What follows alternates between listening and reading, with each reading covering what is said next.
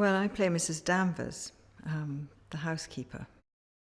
Mrs. Danvers is the housekeeper, and she takes care of the house and has been doing so since Rebecca married Maxim de Winter, and she feels quite possessive about the house, about the memory of Rebecca, and she's doing her very best to intimidate Daphne. I think she's automatically resentful of the person who's come to replace her beloved Rebecca, who, after all, she's known since Rebecca was a child, and I think identifies very, very strongly with Rebecca. There may even be some sort of passion there that is not unrequited, but probably encouraged by Rebecca. I think Rebecca must have encouraged Mrs. Danvers in her ideas of grandeur and vice versa. There's an idea that she might have scolded her a little while as a child, as a teenager when she was getting a bit wild. She treats Mrs. de Winter, the second Mrs. de Winter, with courtesy, but it's sort of tinged with scorn, I think. It's less about Mrs. Danvers' obsession with her feelings towards Mrs. de Winter are less about the house and more about Rebecca. The terrible secret for Mrs. Danvers is that she didn't know everything about Rebecca, that Rebecca had secrets from her, which is devastating to Mrs. Danvers. And actually, I feel quite sorry for her at that point. Mrs. Danvers makes me think of some sort of supercharged first-class air hostess. Visually, I can see it's extraordinary shots, extraordinary lighting, extraordinary angles.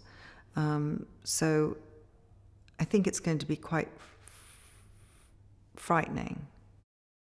The good thing about shooting on location is it is helpful to have the stone, old stones and crashing waves. Yes, that helps. But I'm not averse to a bit of papier-mâché either. Armie Hammer is extraordinary because he's sort of the matinee idol. He's extraordinary. He looks so perfect for this. And his sort of stride is wonderful. And no, he's doing an amazing job. The physical embodiment of Maxim is amazing. So working with Julian is always very, very easy for me. It's really, really, he just understands. He understands my shape. He understands what I like to wear and what reads on this body. The hair was more complicated to do because the look, the design, the fashion of the time, of the look, the physical, the suit that we were trying to get really was crying out for a hairdo that had already been used to great effect by Judith Anderson. Both Julian and I and Ivana and Charlotte all thought that the idea was to be absolutely impeccable and not have a hair out of place, and that every day she would apply her mask. The days of the ball it was just so beautiful to look at.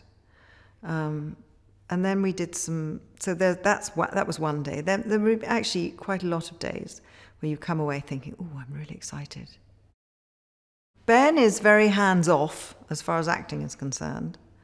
And I feel that the way his composition of the framing and the lighting and the sets, I think they're going to be completely blown over by the visuals and by Armie and Lily's beauty and by a very mysterious end.